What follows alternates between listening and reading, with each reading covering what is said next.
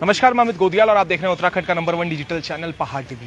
तो जैसा कि आपको मालूम है कि पहाड़ टीवी लगातार यूके SSSC और वीडियो VPD जो पेपर लीक मामला है, जो धांधली हुई है, उसको लेकर शुरुआत से आपको बता रहा है कि क्या अपडेट्स हुई हैं। और आपने देखा कि किस तरीके से युवाओं में आक्रोश था इस भर्ती को लेकर। और उसके बाद आज अगर वर्तमान हालातों की बात करेंगे तो जो आरोपी कहीं ना कहीं पकड़े गए थे, उनका जमानत पे बाहर आना का जो सिलसिला है वो अभी तक जारी है। आज भी और कल की अगर हम बात करेंगे तो सचिवालय के जो सहायक निजी सचिव थे, उन्हें भी जमानत मिली और अन्य 5 कर्मियों को भी जमानत मिल चुकी है। पर अब चयनित छात्रों का इस पर क्या कहना है? सवाल ये उठने लगे हैं कि आखिर जो आरोपी बताए जा रहे थे उन्हें कोर्ट ने जमानत दे दी है, उसके बाद चयनित छात्र जो हैं वो भी लगातार इस आस में कहीं ना कहीं न्याय की गुहार लगा रहे हैं। और तमाम वो छात्र हैं जो लगातार सड़कों पर भी उतर रहे हैं, लगातार मीडिया के सामने भी आ रहे हैं और बात कह रहे हैं कि कोर्ट जब आरोपियों को बरी कर रहा है तो उसके बाद ऐसे कारण क्या हैं जो मुख्यमंत्री साहब ने आश्वासन दिए थे। तो हमारे साथ वो तमाम चयनित छात्र हैं। पहले तो आपसे शुरुआत करूंगा, क्या कहेंगे? जमानत का सिलसिला जारी है, कोर्ट भी और जो वकील हैं वो ये कहते हुए नजर आते हैं कि कोई भी इस तरीके के सबूत नहीं मिल पाए हैं, मौखिक आधार पर उन्हें गिरफ्तार किया गया था, इसलिए जमानत उन्हें मिली। क्या कहेंगे इस पर? देखिए सर, अमित भाई, पहाड़ टीवी का बहुत बहुत धन्यवाद। और लगातार आप 7 महीने से हम लोगों को देख रहे हैं कि हम लोग लगातार सड़कों पर हैं। और ये जो प्रकरण है, धांधली का प्रकरण, कोई नया तो नहीं है। अभी आपने देखा था कि एक संवाद, एक लेटर जो है वायरल हुआ था आयोग की तरफ से, जिसने माननीय नए सचिव साहब ने, SS रावत जी ने, अन्य भर्तियों की जांच की मांग भी रखी है। तो खाली जो ये मामला है वीडियो VPD तक सीमित नहीं है। और जो आरोपियों को जमानत मिल रही है, देखिए जमानत तो एक अलग विषय है मेरे हिसाब से। बिल्कुल, जमानत तो बड़े बड़े घोटालों में जितने बड़े बड़े नेताओं, ब्यूरोक्रेट्स को मिलती रही है। अभी तक मुझे ऐसा लगता है, अगर मैं पर्सनली अपनी बात करूं या हम लोग बात करें, कि जमानत मिल जाना एक बेगुनाही साबित होने का संदेश नहीं होता है, क्योंकि केस क्लोज नहीं हुआ है। STF ने, जिस हिसाब से आपने भी लगातार कवर किया और हमने भी लगातार देखा है कि STF ने बहुत अच्छी कार्रवाई की है। और मुझे लगता है कि उन लोगों को सजा जरूर मिलेगी। एक तरफ उनको सजा मिलने का लगातार जो है मामला जारी है, एक तरफ अन्य भर्तियों की जांच जारी है। तो ये पूरा का पूरा प्रकरण इतना लंबा हो गया है कि हम पूरा अंधकार में है मामला। पूरा देश दीपावली का जो है त्योहार मना रहा है, उजाले का त्योहार मना रहा है। कई कई सालों से हमारी जिंदगी में अंधेरे हैं। इस बार आज थी कि कुछ उजाला होगा, कुछ हमें इस बार ज्वाइनिंग मिलेगी, तो हम भी जो है अपनी जिंदगी में एक नए प्रकाश की ओर जाएंगे। लेकिन अभी भी ऐसा कुछ दिखाई नहीं दे रहा है। लगातार हमारे मुख्यमंत्री साहब के आश्वासन आपने देखा होगा, अभी चंपावत में युवा कार्यक्रम में थे वो 7-8 दिन पहले, वहां से भी उन्होंने लगातार आश्वासन दिया है कि मेहनती बच्चों के साथ न्याय होगा। तो मैं आपसे ये कहना चाह रहा हूँ कि जब चार्जशीट दाखिल हो गई है, एक तरफ आरोपियों के खिलाफ कार्रवाई चल रही है, एक तरफ जो बच्चों ने जिन्होंने रिजल्ट गंदा किया था वो पकड़े जा चुके हैं, तो हम लोगों के साथ न्याय कब होगा?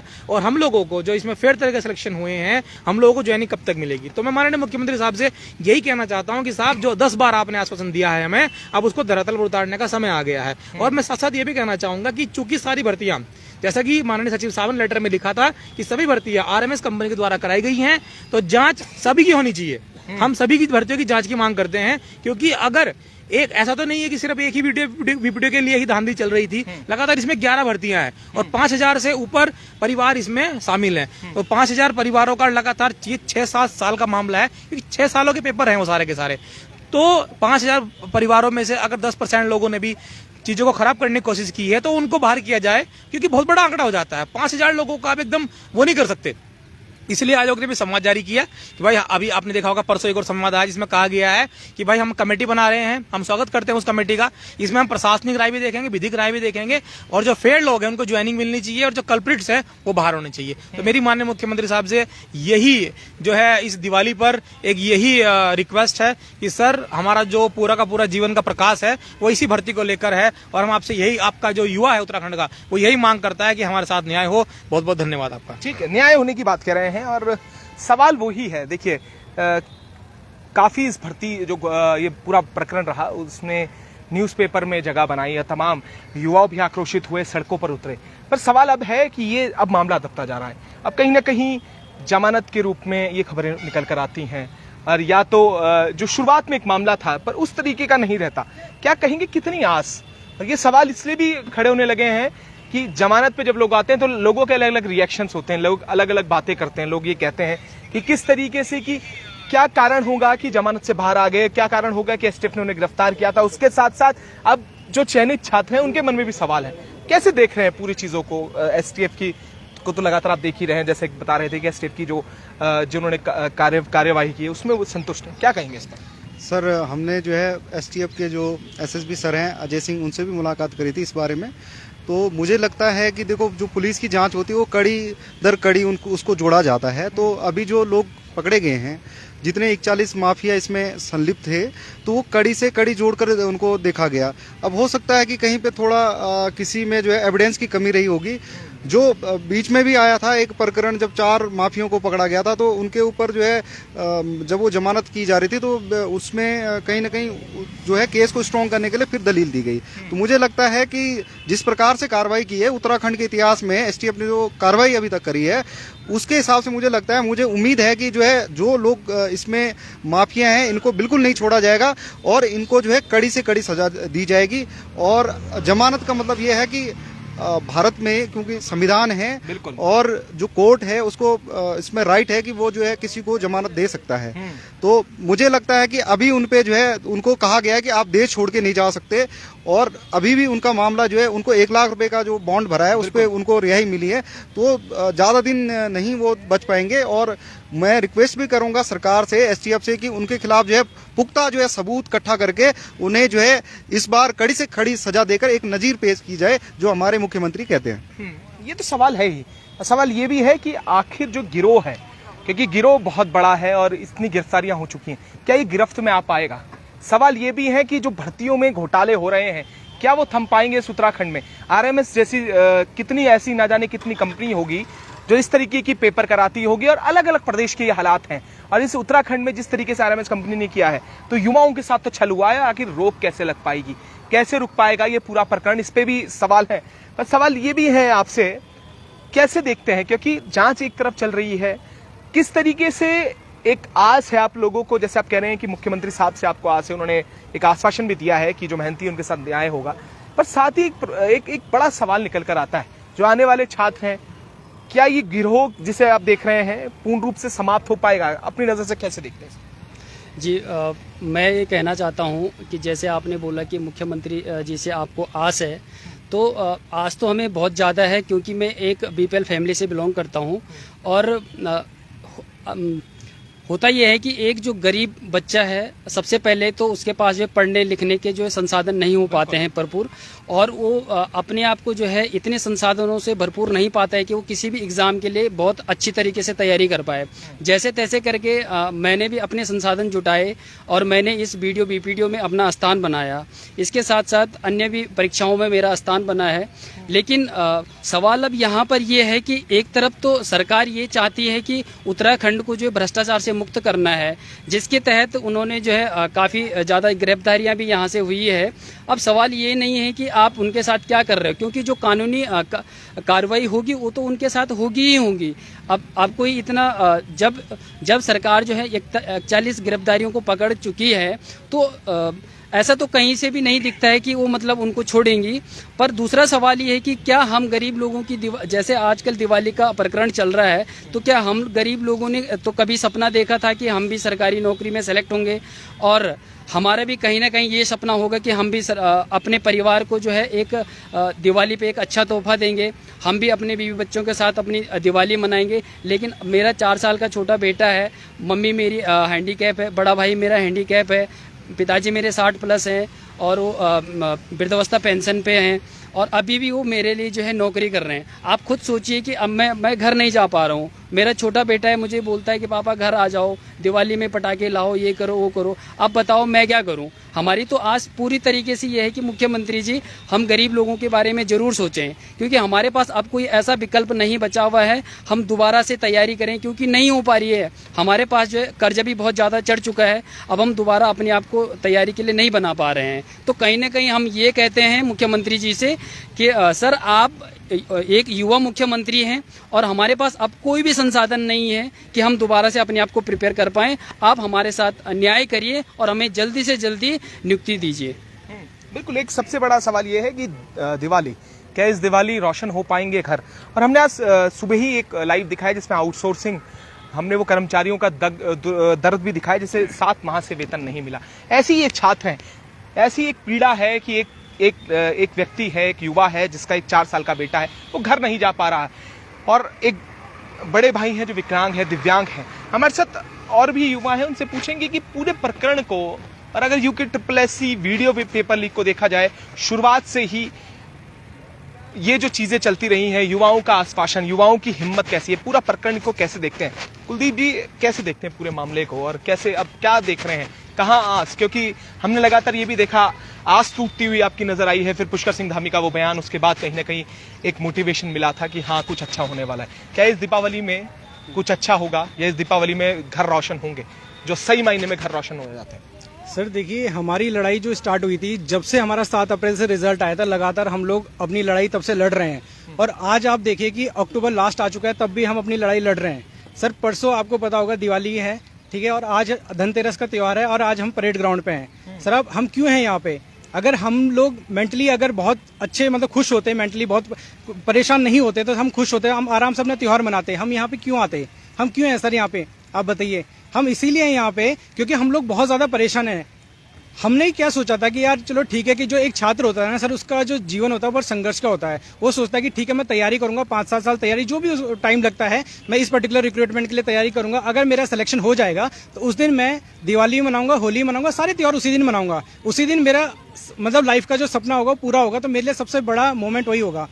लेकिन सर आप ये देखिए कि हम लोग एग्जाम पास करने के बाद भी आज इतना समय हो चुका है और हम लोग दर बदर ठोकरे खा रहे हैं। और अब ये देखिए कि कितना लंबा टाइम हो गया है। मतलब अब ये है कि अब जो आरोपी आप बता रहे हैं, जिन्होंने ये सब गलत काम किया है, वो लोग छूट जा रहे हैं जमानत पे, और जो हम लोग हैं जिन्होंने मेहनत से परीक्षा पास की है, सर उसका दंश हम लोग भोग रहे हैं, उसका दुख हम लोग भोग रहे हैं। आज हमारे यहाँ पे साथी हैं, आप बताइए, कोई उत्तरकाशी का है, कोई बागेश्वर का है, वो लोग यहाँ पे तैयारी करते थे, वो लोग सर अपने घर नहीं जा पा रहे हैं। वो क्यों वो घर इसलिए नहीं जा पा रहे, वो बोल रहे हैं कि अगर हम घर जाएंगे तो हम जो हमारे रिश्तेदार हैं वो क्या पूछेंगे कि आपकी नौकरी लग गई? अच्छा नहीं लगी, अच्छा आप उसी भर्ती के हो, वो भर्ती तो रद्द होने वाली है। तो सर आप सोचिए कि वो किस मुंह से घर जाएंगे। मतलब आप सोचिए कि एक बच्चे के लिए पहले तो सबसे इंपॉर्टेंट ये होता है कि यार चलो ठीक है कहीं जॉब लग जाए। जॉब लगने के बाद आप देखिए कि ये सब चीजें हाकम सिंह और ये सब चीजें सुनने को मिलती है। सर हमने तो अपनी मेहनत से अपनी परीक्षा पास की थी, हमें तो पता नहीं था कि कौन हाकम सिंह है, कौन क्या है। जब हम लोग फेयरली सिलेक्टेड थे, आपको पता होगा हमारा सबसे पहले हम लोग पहाड़ टीवी पे आए थे, क्योंकि हम लोग फेयरली सिलेक्टेड थे तो हम किसी से नहीं डरते थे। हमने बिल्कुल मीडिया का सामना किया, मीडिया को बताया कि हम लोग मेहनत से चयनित हैं। हमने पूरी दुनिया को बताया, पूरे उत्तराखंड को बताया, सरकार तक बात पहुंचाई। लेकिन सर आज भी देखिए, आज 7 से 8 महीना बीत चुका है, लेकिन हमारी कोई सुनवाई नहीं है। सर जांच हो गई है, जांच के बाद रिपोर्ट शायद सबमिट हो चुकी है, सारी चीजें हो चुकी है, लेकिन जहां न्याय की बात आती है सर, वहां पे अभी हमारा कोई संज्ञान नहीं लिया जा रहा है। तो सर हम मेंटली बहुत ज्यादा परेशान हो चुके हैं इस चीज से।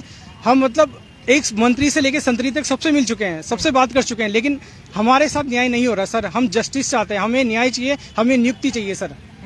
देखिए जस्टिस की बात कर रहे हैं, और ये भी एक बड़ा सवाल खड़ा किया है। जमानत का दौर जारी है और कोर्ट अपना कार्य कर रहा है, एसटीएफ अपना कार्य कर रही है, पर ये बल तोड़ने वाले, ये कहीं ना कहीं हौसलों को तोड़ता हुआ नजर आता है। जब आरोपी, जिसे आरोपी बताए जा रहे थे, उन्हें जमानत मिलती तो कहीं ना कहीं ये लगता है कि जो एसटीएफ ने कार्रवाई की थी, जिस बिना पे उन्हें गिरफ्तार किया था, वो कहीं ना कहीं कमजोर कड़ी थी, जिस कारण उन्हें जमानत मिल गई। जोशी साहब, आप तो लगातार ये देख रहे हैं, पूरा प्रकरण को देख रहे हैं, आप चयनित छात्र हैं, बड़ी बारीकी से हर खबर पे नजर बनाए हुए हैं, कैसा लग रहा है? क्योंकि अब सवाल ये रह गया है, एक पक्ष, अब भी मैं देख रहा था कि रद्द की बात कर रहे थे, वो मैं लगातार देखता हूं जब भी ये पक्ष होता है, और ये लड़ाई मुझे ऐसे लगती है कि अब इस रद्द से ज्यादा ये लड़ाई आपस की हो चुकी है, दो गुटों की हो चुकी है, जिसमें एक चयनित छात्र खड़ा आता है, और ऐसा लगता है कि ये जाने दुश्मन है।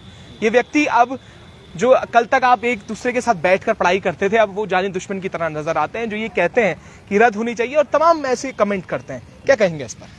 सर अब एक्चुअली क्या होता है कि सर, क्योंकि भर्ती हमारे उत्तराखंड में आपको भी पता है कि बहुत देर दुरुस्त होती हैं।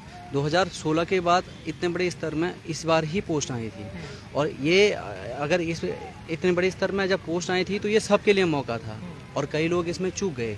जो ये गलत तरीके से जो लोग आए थे उनकी वजह से चूक गए।